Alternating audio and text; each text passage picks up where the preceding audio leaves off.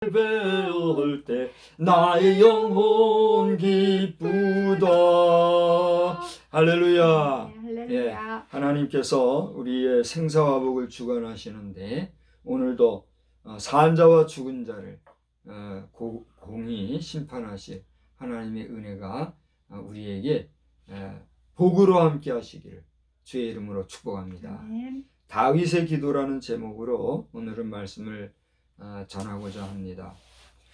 어제 여러분이 아시는 분은 다 아실 줄 압니다만은 지난 14일 아침 7시 몇 분경에 돌아가신 고 조용기 목사님의 발인과 하관이 있었습니다.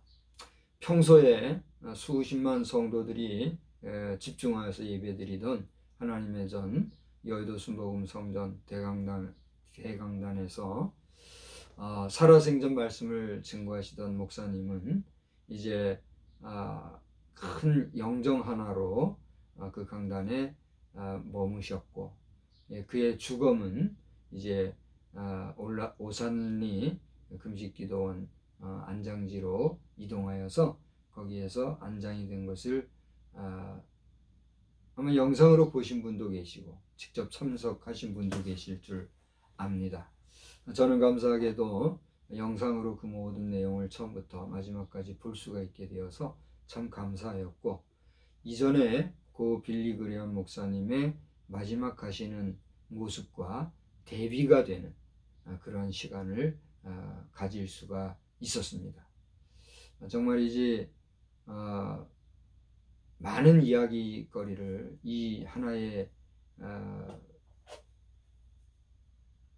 내용을 통해서도 하고 싶은 얘기가 많이 있지만 그것은 삼가하기로 하고, 저는 어제 그 모든 발인 과정에서 김장환 목사님, 극동방송국 사장을 지내셨죠.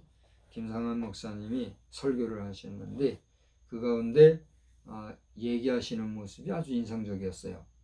어제만이 아니라 언젠가도 한번 그분이 하신 메시지를 제가 직접 들은 적이 있는데 그분이 하신 얘기가 조영희 목사님이 60, 70만 성도를 이렇게 회집하는 그런 능력 있는 사역을 하는 모습을 보고는 면대면에서 얘기할 때 그렇게 여쭙답니다. 목사님, 어떻게 해서 그렇게 이 수십만이 되는 성도들을 잘 이끄실 수 있습니까? 저는 겨우 2만도 채 안 되는 성도를 얻고 힘들어하는데 대단하십니다. 그렇게 물어보셨더래요. 그때 목사님이, 조영기 목사님이죠, 김장환 목사님께 목사님은 하루에 얼마나 기도하십니까? 그렇게 물으셨답니다. 그러자 뭐 이야기하기를 길어야 한두 시간 이런저런 사정을 빼고 기도하지요, 그렇게 했더랍니다. 딴에는 이제 많이 기도한다고 얘기하셨겠죠. 근데 목사님은 저는 하루에 꼭 5시간씩은 기도합니다, 그렇게 얘기하셨더랍니다. 저도 기도한다고 나름 애를 써보지만 하루에 5시간 기도한다는 건 정말 쉽지 않거든요. 근데 그것은 아마도 무시기도를 포함해서 하는 그런 기도가 아닐까 생각을 해보는데, 아시는 분들은 무시기도가 아니라 한 곳에서 그렇게 기도하시는 그걸로 이렇게 안다고 하는 분도 계시더라고요. 근데 제가 직접 보지 못했으니까 다 알지는 못하고 최소한 5시간 기도하신다. 결국은 기도하시는 게 당신의 목회의 승리의 비결이었다, 이렇게 말씀하셨더라는 거죠. 오늘 저는 다윗의 기도라고 하는 제목으로 말씀을 드리면서 오늘 본문 사무엘하 7장 18절로 29절까지에 나오는, 여러분 아마 성경에도 다윗의 기도라고 제목이 되어 있죠. 그 제목과 똑같은 제목으로 말씀을 전하게 됐어요. 그래서 어떻게 하여서 다윗이 기도의 사람이 되었고 다윗의 기도는 무엇이었는가, 이걸 한번 살펴보고자 하는 겁니다. 돌아가신 조영기 목사님도 닉네임을 조 데이비드라고 하는 이름을 가지셨더라고요. 조 다비드 목사, 조 다윗 목사, 이런 식으로. 요즘 많은 분들이 자신의 출생 전에 장명을 해주신 부모님이든 뭐 가족이든 장명가든의 이름은 내려놓고 자기 나름으로 자기의 이름을 지칭하면서 자신의 나름의 닉네임을 사용하는 일들이 많더라고요. 다 좋은데 어쨌거나 그러한 인물이 되기를 희망하는 모습, 또 그런 삶을 살겠다고 하는 자기 자신과의 어떤 그 결심, 이런 부분에서 오늘 여러분이 갖고 계신 여러분의 이름은 어떠한 의미가 있는지를 다시 한번 깊이 생각하고, 여러분을 위하여서 그 이름을 지어준 부모님 혹은 할아버지, 또 조상, 여러분들을 위하여서 지어주신 분들의 그 수고도 한번 생각해보는 그런 시간이 있으면 좋겠습니다. 어쨌건 오늘 다윗의 기도라는 제목을 따라서 한번 살펴볼 것은, 첫째, 다윗은 시종 기도의 사람이었다 라고 하는 것입니다. 이제서 꼽는 거예요. 네. 우리 한번 따라서 합시다. 시종 기도의 사람 다윗. 시종 기도의 사람 다윗. 예, 서울에서도 잘 따라서 얘기해줘서 고맙습니다. 다윗은 시종 기도한 사람이었다 라고 하는 것입니다. 사무엘하 5장을 보시면 이제 왕이 된 다윗의 그 이야기가 나옵니다. 그래서 여러분이 사무엘하 5장을 쭉 읽어보면 어떤 상황 속에서 그가 왕이 되었고, 왕이 된 이후에 그는 어떠한 환경을 잘 갈무리했는가, 이런 모습이 나와요. 그런 가운데 19절에 와서 보면 이제 그 당시 블레셋이라고 하는 족속이 다윗을 상대로, 이스라엘을 상대로죠, 싸움을 걸어왔어요. 그때의 다윗은 먼저 나가서 그 전쟁에 임하지 않고 19절을 보니까 하나님 앞에 뭐 어떻게 했다고 그랬습니까? 5장 19절 여쭈어 아뢰되 그랬습니다. 그가 하나님 앞에 여쭈어 아뢰자 하나님께서는 뭐라고 여쭈었느냐면, 하나님, 저 블레셋 족속이 우리를 쳐들어와서 싸움을 거는데 어떻게 하오리까? 올라가면 우리가 이길 수 있겠습니까? 올라가리까? 이렇게 이제 여쭤봤단 말이에요. 그래서 하나님이 어떻게 했어요? 올라가라, 이렇게 지시를 해줬습니다. 그래서 그 싸움의 결과는 어떻게 됐습니까? 다윗이 이기게 되었습니다. 자, 싸움에서 한번 이기고 나면 그 자신감도 생기고, 또 그 싸움에 대한 하나의 어떤 노하우도 생기니까 그 전쟁에 대한 그 승리의 어떤 그 뭐 금방 표현을 해서 반복을 안 하려고 그랬는데, 자신감이 높아지겠어요? 높아지지 않겠어요? 당연히 높아지겠죠. 그런 상황에서 23절을 보면 블레셋이 또 쳐들어왔어요. 이 싸움꾼들은, 전쟁을 일으키는 사람들은 꼭 지구도 또 어떻게 해요? 덤벼들게 돼 있어요. 어쨌거나 이기려고 말이죠. 이 한반도 땅의 저 어느 지역에 있는 어떤 사람들 같이 말이죠. 그러니까 이 한반도를 적화하려고 하는 이 사람들은 어떻게 보면 이 21세기의 블레셋과 같은 족속들인 거죠. 그래서 저들이 또 쳐들어오려고 했는데, 그러면 자신감이 지금 드높아진 다윗의 입장에서는 그대로 가서 밀고 문제를 해결하려고 할만해요, 안 해요? 할만하겠잖아요. 한번 이긴 경험도 있겠다. 한 번 더 가면은 뭐 이길 자신감도 있으니 할 수도 있겠죠. 근데 다윗은 어떻게 했습니까? 바로 가지 않고 또 한번 23절을 보니까 올라가오리까 하고 여쭈니, 하나님께서 이번에는 어떻게 했어요? 올라가지 마라. 올라가지 말고 뒤로 돌아 기스바라고 하는 구체적인 이런 내용까지 알려주신 모습을 보게 됩니다. 다시 말하면 다윗은 어떤 일을 행하기 전에 반드시 하나님 앞에 먼저 어떻게 했다는 거예요? 아뢰어 기도했다는 사실입니다. 하나님의 은혜인지 모르겠으나 저도 요즘 그렇게 하고 있어요. 내가 젊은 시절에는 뭐 호기로 했든지 내 생각으로 했든지 어쨌거나 기도하지 아니하고도 어떤 일을 하곤 했단 말이죠. 대표적인 것이 이제 부모님에 대한 건데, 부모님에 대해서는 부모님의 뜻은 뒤돌아보지 말고 네 길 가라 했는데, 효도도 못하면서 도움도 안 되면서 부모님의 입장에서는 뒤돌아보고 연약한 모습을 이렇게 했으니 효도도 못하고 도움도 안 되고 그런 제 자신을 한하게 돼요.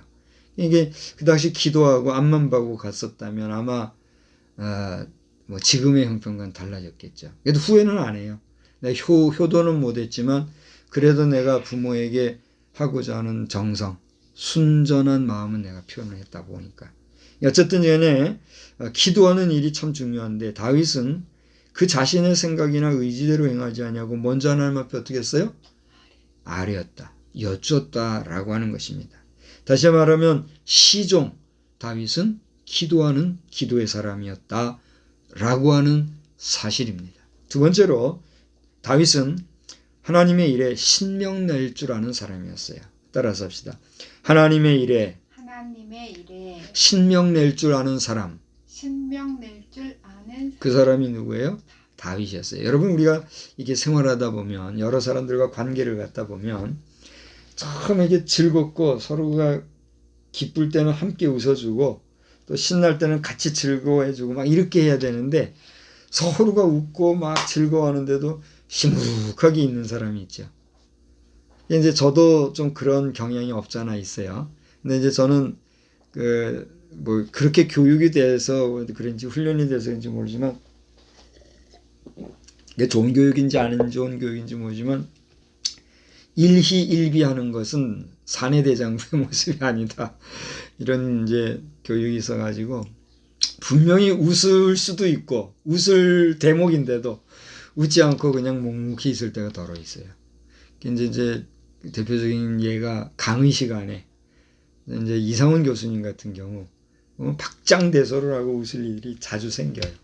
그분은 이제 연세가 드셨어도 유머 감각을 키우고 유머로 이 좌중을 끄는 매력이 있으셨고 그래서 그 당시에 수업은 참 그렇게 무난하고 은혜롭고 그랬던 것 같아요. 막 웃고 한 일이 생긴데도 교수님 딱 쳐다보고 가만히 있으니까 힘드셨나 봐요. 교수님.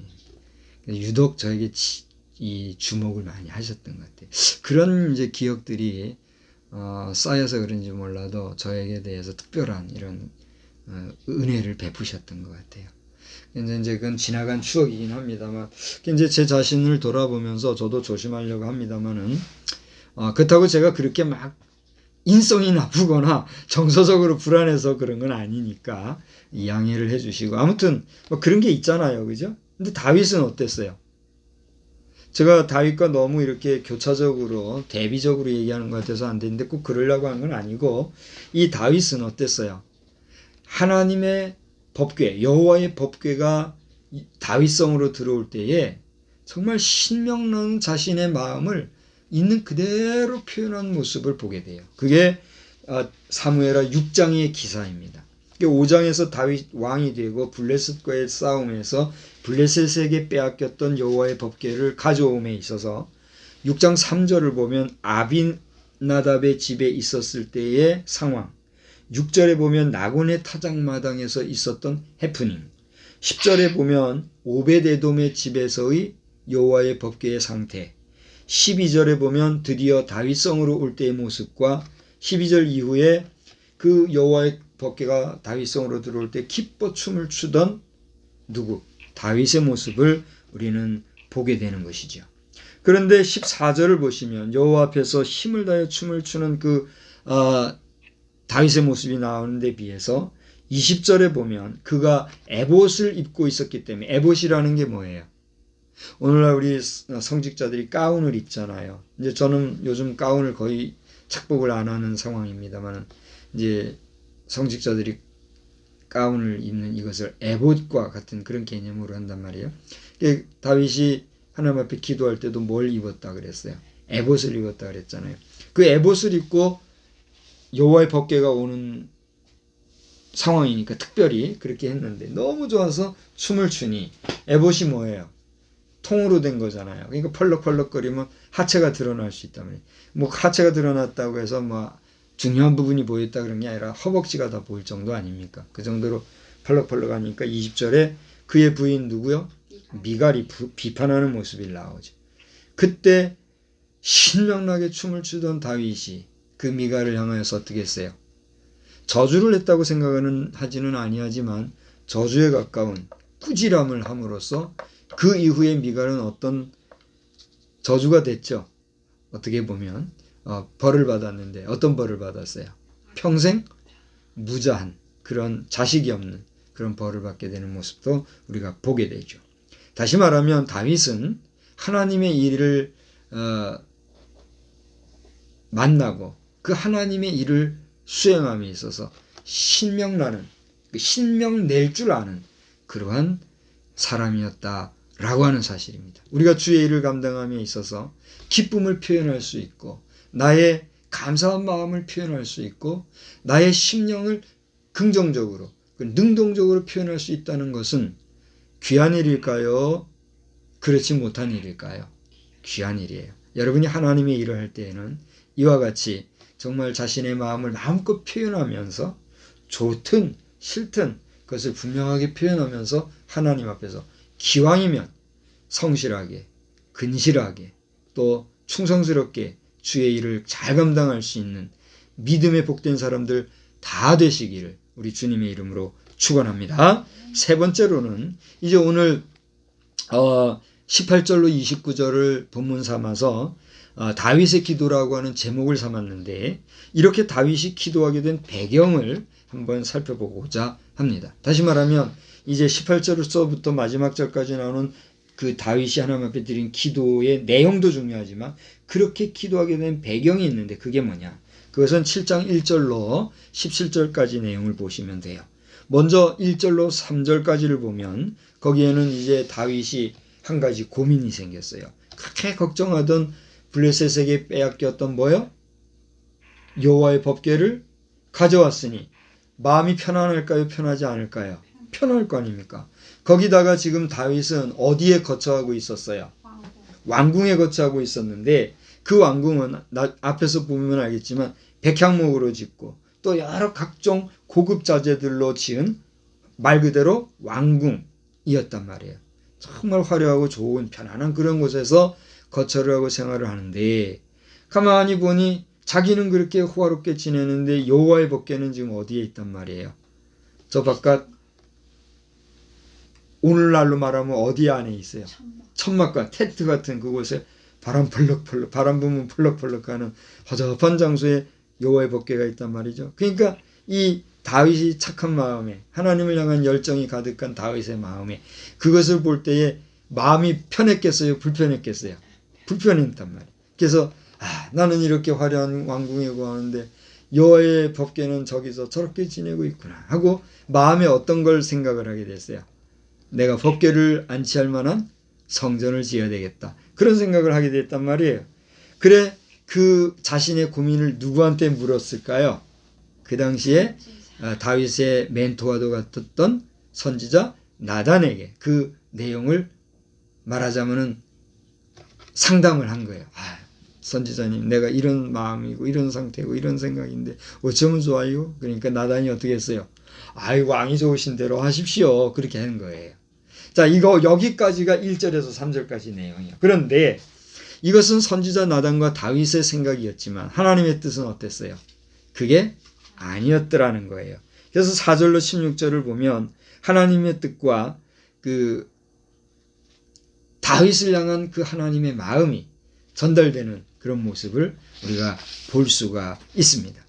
특별히 여러분이 사무엘하 7장 12절에서부터 그 다음에 15절, 16절까지를 보면 여기에서 이 장면에서 장차날 다윗의 몸에서 장차날 후손의 왕위에 대한 이야기가 나오는데 전통적인 성서 해석으로서의 이 장면은 누구의 임하심을 예언적으로 예견하고 있는 말씀일까요? 그렇습니다. 그것은 바로 메시아 예수의 탄생과 그 예수 그리스도로 말미암는 다윗의 영원한 그 왕권의 연결성에 대한 그런 예언적인 메시지가 있는 부분이기도 한 것이지요. 이처럼 하나님께서는 하나님의 뜻을 다윗에게 있어서는 그가 성전을 지을 것이 아니라 그의 몸에서 날 자로 말미암아 왕위가 영원히 이어질 것이고 또 이것으로 말미암아 다윗이 품은 고운 마음 또 착한 심성 하나님을 향한 충성스러운 그 마음에 대해서 뭘 해주시는 거예요? 복을 주시는 것을 우리가 보게 되는 것이죠. 다시 말하면 다윗이 하나님 앞에 결국은 17절을 보면 그러한 하나님의 뜻을 나단 선지자를 통해서 전달함을 받게 됐는데 그러한 내용을 전달받은 다윗은 마음이 어땠을까요? 다시 말하면 나단 선지자를 통해서 다윗아 너는 성전은 못 짓겠지만 너의 왕권과 너의 후손을 통한 왕권의 영원성을 내가 담보해 주겠다 라고 프라미스, 단순히 프라미스 정도가 아니라 뭐예요? 커버넌트를 한 거예요. 요즘 황교안 대통령 대선에 나오는 후보, 예비 후보가 프라미스 황교안 이러면서 나오더라고요. 저는 그분이 정말 약속을 지키고 우리와 함께 온전한 지도자로서의 그 낙점을 받으면 좋겠다. 하나님께서 하시면 할 수도 있겠다. 물론 그가 될 것인지 또 다른 사람이 될 것인지 우리는 현재로서는 알아요, 몰라요? 모르죠. 그러나 이제 그러한 상황 가운데 그가 프라미스 황교안이라고 하는 거 캐치프레이즈를 내걸고도 있더라고요. 프라미스라고 하는 것은 우리가 못 지킬 수도 있어요, 없어요? 있어요. 못 지킬 수도 있어요. 왜냐하면 그것은 인간의 제한성과 한계성과 환경적 제약과 여러 가지 유약함에서 오는 의도와 의지와는 무관하게 지킬 수 없는 상황이 전개될 수도 있다는 거죠. 그러나 카브넌트는 어떻습니까? 카브넌트는 반드시 성취되어지는 하나님의 무조건적인 약속인 거죠. 그러니까 오늘 여기서 하나님께서 나단 선지자를 통해서 다윗에게 약속하신 이 약속은 어떠한 약속이 될까요? 프라미스일까요? 카브넌트일까요? 카브넌트로서의 약속이 된 거예요. 그러니 그런 약속을 받은 다윗의 입장에서는 어떤 마음이 들까요? 여러분이라면 어떤 마음이 들까요? 감사한 마음. 그렇죠. 당연히 감사한 마음, 감격한 마음, 감동의 물결치듯 그 마음을 요동쳤을 거예요. 그렇지 않겠습니까? 여러분이 감당할 수 없는 엄청난 축복을 누군가가 해줬어요. 근데 그 축복이라고 하는 것은 좋은 것으로서 못 지킬 수도 있는 약속이 아니라 반드시 해주겠다라고 하는 약속을 내가 약속받았어. 그럼 여러분 마음이 어떻게 했어요? 뭐 표현이 안 될 정도로 감사하지 않겠습니까? 바라기는 여러분의 아버지는 그런 약속을 못 해주고 여러분의 가족은 그런 약속을 못 해줄지라도 여러분의 참 아버지 하나님, 여러분의 영원한 패밀리 하나님 아버지께서 여러분의 평생에 여러분을 가장 선하고 좋은 것으로 의로운 것으로 함께 해주신다라고 하는 약속을 여러분에게 임하시기를 주의 이름으로 축복합니다. 그러한 복된 약속을 받았을 때 여러분이라면 그 다음에 어떻게 하겠어요? 하나님 앞에 어떻게 하겠어요? 감사함을 표현하지 않겠어요? 그 감사에 표현하는 마음으로 고백하는 그런 고백적 심정이 오늘 우리가 함께 읽은 사무엘하 7장 18절로 마지막 절까지 나오고 있다 하는 사실입니다. 자, 그래서 여러분이 18절에서부터 29절까지를 쭉 보시면 거기에는 여호와라고 하는 이름이 얼마나 많이 나오는지 몰라요. 여러분이 한번 이 체크를 해가면서라도 여호와라는 단어가 몇 번 나오는지 쭉 찾아보세요. 근데 저는 유독 눈에 확 들어온 게 있었는데 한번 따라서 합시다. 주 여호와여. 주 여호와여. 주 여호와여. 주 여호와여. 한 번만 더 따라 합시다. Lord 제호바. 롤드 제호바. 저처럼 한번 이렇게 이 뉘앙스를 주면서 해보세요. Lord 제호바. 롤드 제호바. 이게 여호와라고 하는 이름, 이것은 야훼라고 하는 이름으로서 정말 강하신 주라는 뜻이에요. 유일하시며 완전하시고 온전하시다 라고 하는 의미가 담긴 창조주 하나님이라는 의미가 담겨있는 그 단어가 여호와예요. 그 여호와 하나님을 Lord 뭐라고 불러요? 주라고 부르는 거예요. 주가 뭐예요? 우리의 영원하신 주인, 나의 주, 나의 주인이신 하나님이라는 뜻이. 나를 창조하시고 나를 조성하시고 나를 주관하시고 나의 유일하신 하나님이여 당신이 나의 뭐다? 주인이십니다. 여기에는 나의 절대적인 부복함과 나의 절대적인 하나님에 대한 높임이 들어있는 의미라는 거죠. 근데 바로 이 주 여호와여 라고 하는 표현이 5번 반복되고 있는 것을 발견하게 되었어요. 물론 여러분도 찾아보면 저와 같이 이 외에도 발견할 수 있는 여호와라고 하는 이름, 하나님이라고 하는 이름과 더불어서 여러분 나름대로 발견되어지는 어떤 것들이 있을 거예요. 그건 여러분이 이제 찾아보시기 바라고, 저는 오늘 이 말씀을 준비하는 여정 중에서 주 여호와여 라고 하는 단어가 5번 반복되고 있는 부분에 주목을 하게 되었어요. 그래서 이제 4번째로는 오늘 제목처럼 다윗의 기도라고 하는 이 테마 안에서 이 주 여호와여를 중심으로 해서 이제 말씀을 잠깐 펼쳐가고자 합니다.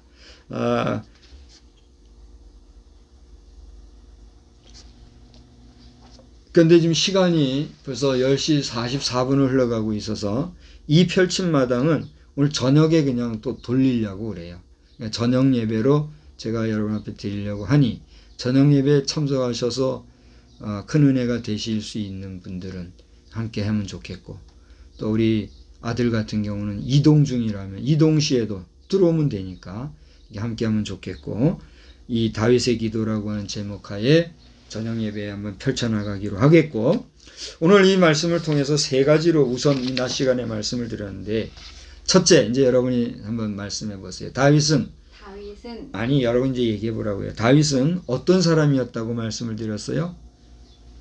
시종 기도의 사람이었다. 여러분 모든 일을 시작하고 마칠 때 기도로 시작하고 기도로 마치는 믿음의 백성 되시기를 주의 이름으로 축원합니다. 제가 어떤 사람들과 만나 대화할 때 기도하고 한참 얘기한 다음에 또 한번 기도하고 이렇게 하자고 하잖아요. 그러면 그걸 이상하게 여기지 말고 은혜로 받으세요. 목사님 참 얘기하고 기도하고 그럽니까? 그러지 말아요. 그래서 우리 인간의 대화라는 거, 우리 인간의 나눔이라는 거는 아까 프라미스와 카브넌트가 질적으로 다르듯이, 프라미스는 못 지킬 수도 있는 약속이잖아요. 한계가 있는 유한한 약속이잖아요. 근데 카브넌트는 완벽 퍼펙트한 프라미스이기 때문에 그와 같은 논리로 인간의 대화는 한계가 있고 유한하나 시종 하나님 앞에 기도할 때에 그 기도 속에서 우리의 약속이 성취되게 달라는 간구가 포함된 이 하나님 앞에서의 기도는 표현할 수 없는 하나님과 우리와의 관계성 속에서의 체인의 체인이에요. 체인 중 체인. 체인, 블록체인이라고 해가지고 요즘 이 경제계를 너무 흐리는 그런 일들이 생기고 있는데 걱정이에요. 그렇게 하려면 우리 조폐공사 같은 게 없어져야죠. 그렇잖아요. 조폐공사 그 비싼 돈 들여가지고 그 비싼 세금 내가지고 만들어낸 조폐공사 돈이 그 무슨 소용이 있어요. 체인이면 되는데. 근데 그게 유효하려고 그러면은 공평성이 없어지잖아요.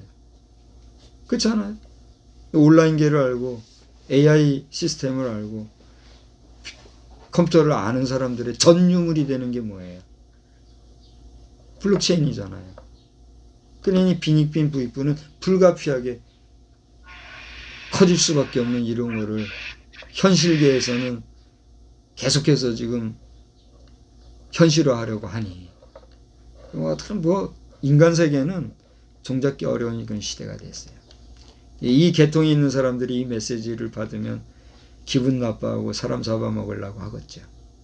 세상은 질서가 있게 해야지, 기본적인 질서가 없이 아무리 실력이 있고 기술이 있어도 그쪽으로 자꾸 나가고 인간의 질서를 파괴하다 보면 결국은 그게 돌고 돌아 누구한테 갈까요? 본인들에게 간다는 거예요. 블록체인도 전기 한 방이면은, 전자 한 방이면은 어떻게 돼요? 순식간에 날아가 버리는 거거든요. 저는 그런 전문 기술이나 지식이나 어떤 테크니컬한 메소드는 없지만 그 원론, 이론은 알기 때문에 우려하고 얘기하는 거예요.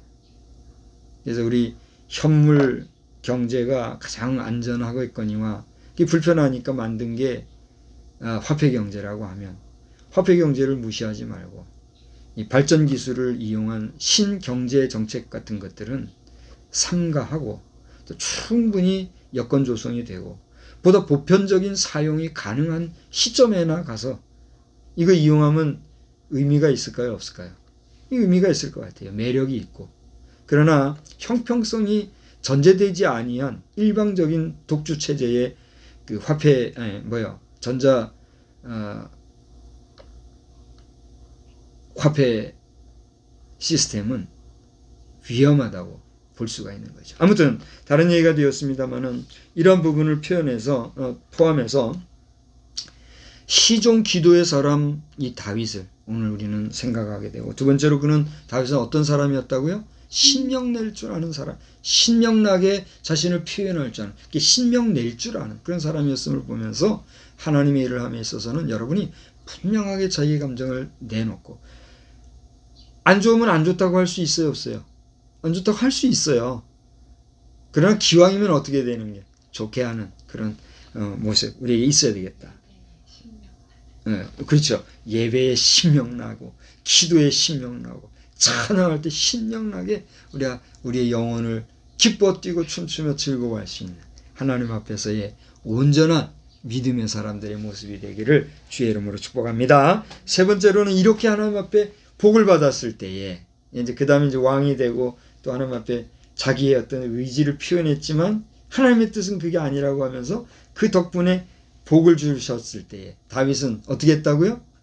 감사를 표현하는데 그 감사의 기도의 내용이 오늘 저녁 시간을 기대하시라 여기까지 하면서 오늘 이 9월의 셋째 주일 이 낮 시간에 여러분의 삶이 다윗과 같이 복되고 더 나아가 다윗과 함께 하셨던 하나님의 역사가 충만하셨던 것처럼 여러분의 삶에 충만하신 하나님의 은혜가 넘치기를 우리 주님의 이름으로 축원합니다. 아멘. 축원합니다. 아멘. 기도하겠습니다.